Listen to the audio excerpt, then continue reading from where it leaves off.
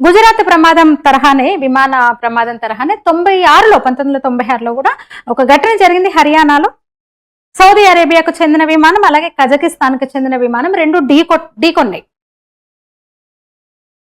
అప్పుడు కూడా అందరికన్నా ముందు, అంటే ఇటు పోలీసుల కన్నా అటు సైన్యం కన్నా అధికారుల కన్నా కూడా ముందు అక్కడికి చేరుకున్నది స్వయం సేవకులు.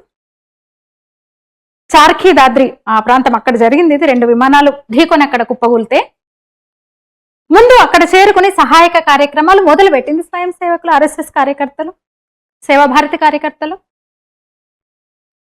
ఇంకో విషయం ఏంటంటే ఆ ప్రమాదంలో మృతులు అంటే గాయపడ్డ వాళ్ళు, చనిపోయిన వాళ్ళు అంటే బాధితులు అత్యధికులు ముస్లింలే.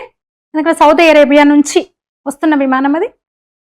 శరీర భాగాలు ఎక్కడికక్కడ తెగిపడి తల మొండెము వేరైపోయి చేతులు ఇరిగి కాళ్ళు ఇరిగి బతుకున్న వాళ్ళకైతే మొత్తం రక్తము అక్కడ ఏరులై బారి కాలిపోయి బాడీస్ కొన్ని కాలిపోయిన స్థితిలో కూడా అదంతా చూసి ఆ రోజు స్వయం సేవకులు సేవాభారతి చేసిన ఈ కార్యక్రమాలు చూసి అప్పటి కేంద్ర పౌర విమానయాన శాఖ మంత్రి సీఎం ఇబ్రహీం అంతకు ముందు వరకు కూడా ఆర్ఎస్ఎస్ ని విమర్శించేవాడంట. ప్రతిదానికి ఆయన ఆర్ఎస్ఎస్ ను విమర్శించే, ఆర్ఎస్ఎస్ ను వ్యతిరేకించే ఆయన ప్రశంసించకుండా ఉండలేకపోయాడు. మౌల్వీ మహమ్మద్ హమీద్ అన్నాడంట, అప్పటిదిప్పుడు ఎందుకంటే వైరల్ అవుతుంది మళ్ళీ.